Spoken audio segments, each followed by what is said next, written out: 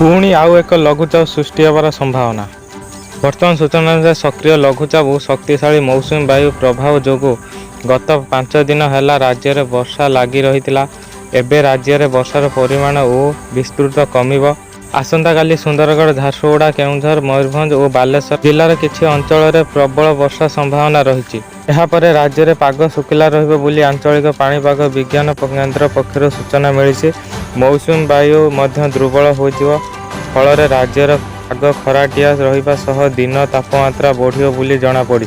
आसंता 6 दिन अर्थात 3 जुलाई जाए राज्य में विशेष वर्षार संभावना नहीं। राज्य में लघुचाप प्रभाव आज जाए भल वर्षा होइथिबा बेले एबे लघुचापटी पश्चिम उत्तर पश्चिम दिगरे गति करी केंद्रीय और उत्तर भारत में प्रबल वर्षा कराइब।